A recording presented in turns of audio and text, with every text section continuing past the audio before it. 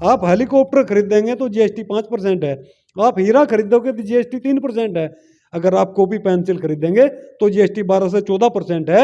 ये निकम्मापन है। अगर आप ट्रैक्टर का स्पेयर पार्ट्स खरीदेंगे तो जीएसटी 28% है। शिक्षा, स्वास्थ्य, रोजगार, रोटी, कपड़ा और मकान, इन 6 मुद्दों को आप टैक्स से फ्री करें। एक अघोषित इमरजेंसी मैं कहूंगा इस मुल्क में लागू है। जो लोग बोलेंगे उनके खिलाफ ही वारंट आ जाएंगे। और जब तक अडानी के गुलाम सत्ता में बैठे रहेंगे, किसानों की ऐसे ही बर्बादी होती रहेगी। आदाब, अस्सलाम वालेकुम। मैं हूँ रागिब राणा, आप देख रहे हैं यूपी टाइम्स। आज हमारे साथ हैं राष्ट्रीय किसान मोर्चा के प्रदेश अध्यक्ष और बड़े किसान नेता चौधरी मांगेराम। किसानों के साथ क्या हो रहा है, किसान धरने पर बैठे हैं, क्यों बैठे हैं, कहाँ कहाँ बैठे हैं, क्या मांगे हैं। 2 साल पहले भी किसानों का एक आंदोलन शुरू हुआ था। दिल्ली में ट्रैक्टर रैली हुई थी, बड़ा आंदोलन दिल्ली के अंदर किया गया था।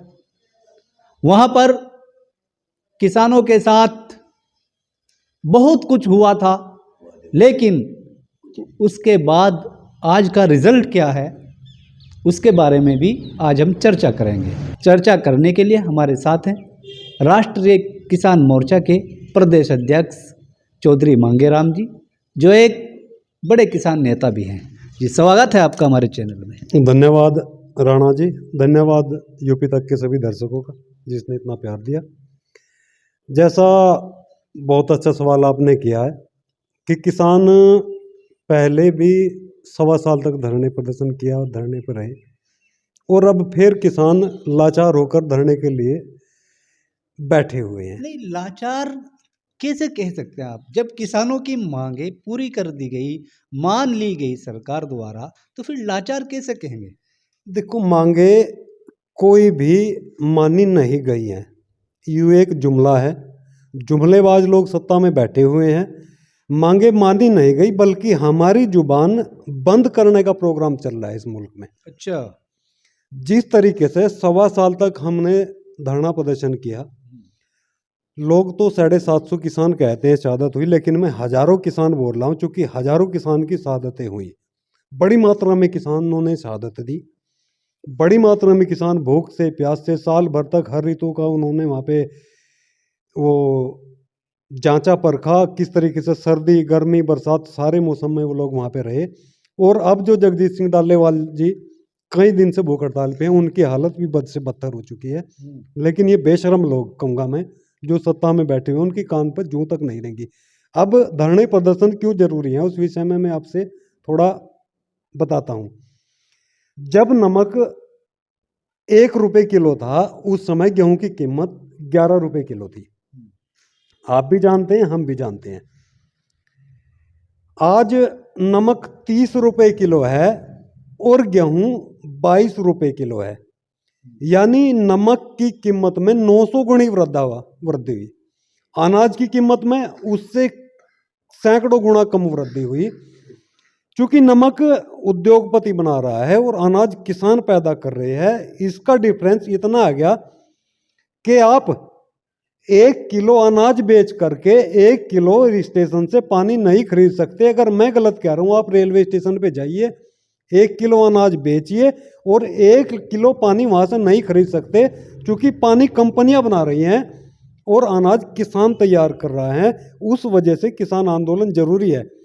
ये लोग इस तरीके से उद्योगपतियों और नेताओं के गुलाम हो चुके हैं कि जिस तरीके से किसानों के ऊपर गाड़ी चढ़ाई जा रही है। आपने देखा होगा, जब हम अंग्रेजों के गुलाम थे, तो जब हम धरने प्रदर्शन करते थे, जब हमारे ऊपर गाड़ियों से और गिरडियों से रौंदा जाता था। आज गिरडियां तो नहीं है, आज गाड़ियों से रौंदा जा रहा है। इसका मतलब हम लोग फिर से गुलाम हो चुके हैं, हम लोग आज़ाद नहीं है। ये कथित आज़ादी सिर्फ नेताओं के लिए थी और मुट्ठी भर लोगों के लिए इस मुल्क में आज़ादी है। जो भाजपा और कांग्रेस पार्टी बना करके इस मुल्क पे राज कर रही है, वो मुट्ठी भर लोग हैं और एक ही कम्युनिटी के हैं, मैं बोल रहा हूँ। तो इसका मतलब तरीका क्या है गुलामी से आज़ादी का? और जो एक किसान गुलाम हो गए हैं, एक गुलामी समझिए। किसान खेती करता है, पैदावार होती है, चाहे वो अनाज हो, वो कोई भी चीज़ पैदा होती है खेत में, लेकिन उसको उसकी मन मर्जी का रेट नहीं मिलता। या दिया नहीं जाता। ज़बरदस्ती किसान को अपनी फसल उसी रेट में बेचनी पड़ती है जिस रेट में सरकार चाहती है। तो ये भी एक गुलामी है। इस गुलामी से निकलने के लिए रास्ता क्या है, तरीका क्या है?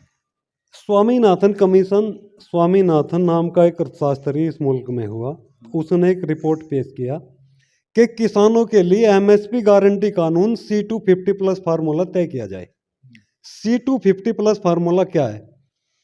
किसान की जो लागत, जो खाद, बीज, सिंचाई और जो मेंटेनेंस किसान का आया, उसे जोड़ के एक रेट तय किया जाए, प्लस जमीनों का किराया रेट में ऐड किया जाए, तो उससे जो एमएसपी निकल करके आएगी, C250+ फार्मूला वो बैठता है, वो तय करके किसानों से फसल का रेट दिया जाए।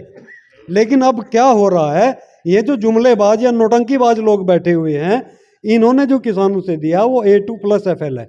A2+FL का मतलब है, A2 में आ गया एग्रीकल्चर का जो खर्च हो गया, मतलब खाद, बीज, सिंचाई, ये और प्लस फार्मिंग लेबर जोड़ करके रेट तय किया गया है। ये रेट पर्याप्त नहीं है, इसमें जमीनों का किराया ऐड करके फसल का रेट तय किया जाए, इससे 60% रेट और बढ़ जाएगा।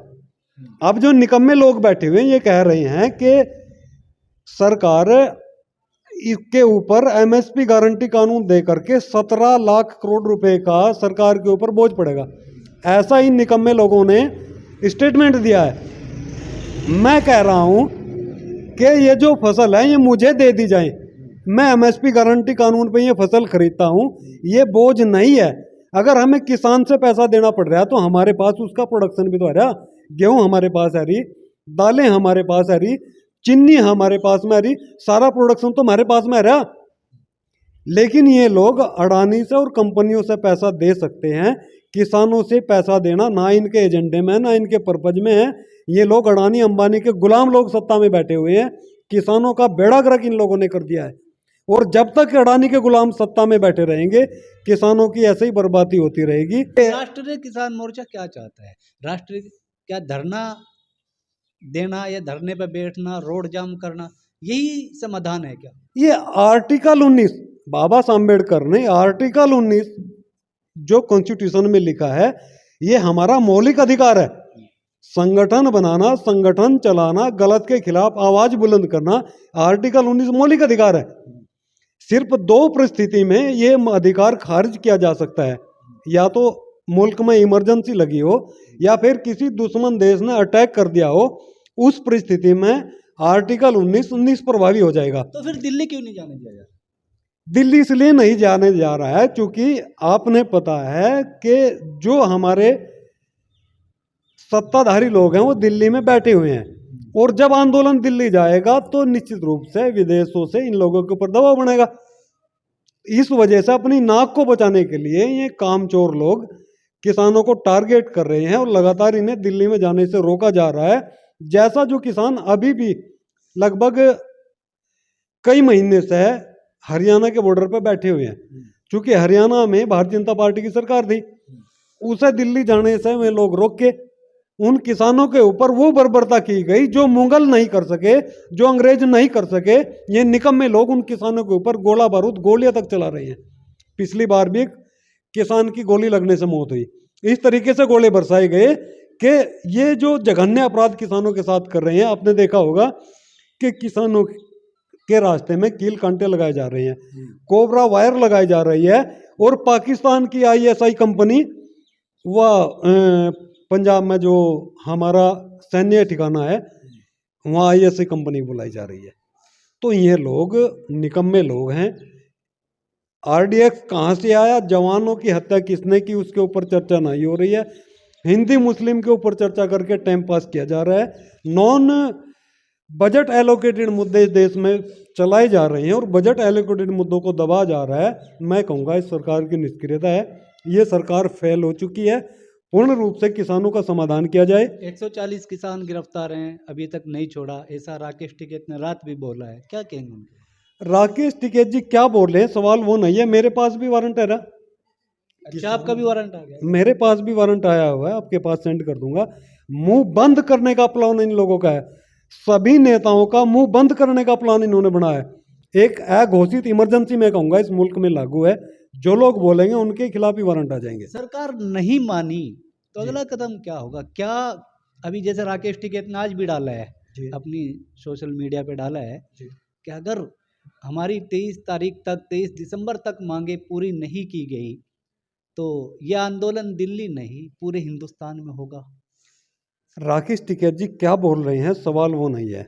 सवाल वो है जब तक हमारे लोग नहीं जागेंगे, SC ST OBC और माइनॉरिटी के लोग जो इस मुल्क के मूल निवासी हैं, उन लोगों को जागना ही पड़ेगा। नहीं तो ये निकम्मे लोग इस मुल्क को बर्बाद करके ऐसे बेच के चले जाएंगे।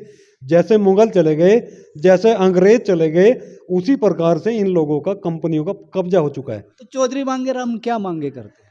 मेरी मांग ये है कि किसानों का MSP गारंटी कानून लागू किया जाए और वो भी C250+ फार्मूला के आधार पे। जो किसानों की लागत पिछले 4-5 साल से बढ़ी है, बिजली का रेट 8 रुपये यूनिट हो चुका है, 2 रुपये यूनिट से 8 रुपये यूनिट हो चुका है।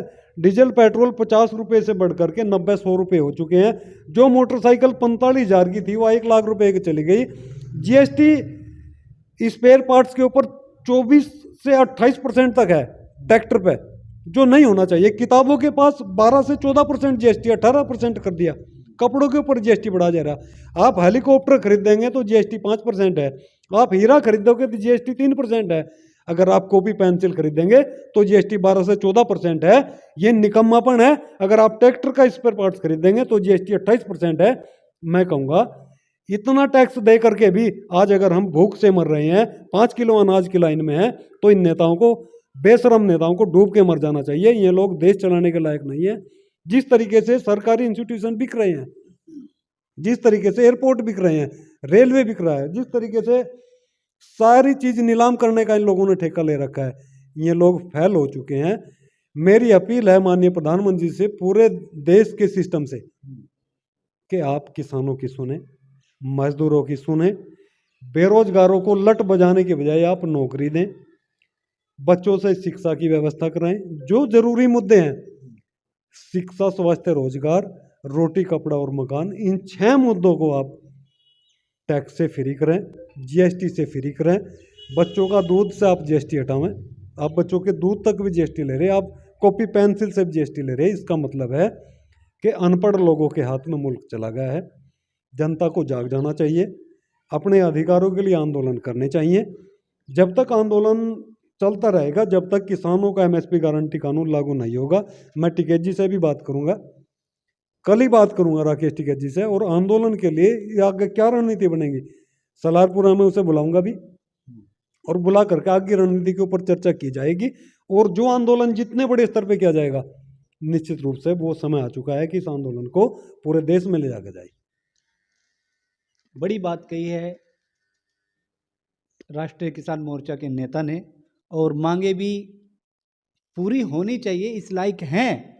वो डिटेल से पूरी बातें आपके सामने रखी हैं। इसी तरह के इंटरव्यूज़ देखने के लिए, वीडियोस देखने के लिए आप हमारे चैनल को सब्सक्राइब करें और वीडियो को लाइक ज़रूर करें। अभी तक के लिए बस इतना ही। ब्यूरो रिपोर्ट, राग इब्राना, सहारनपुर।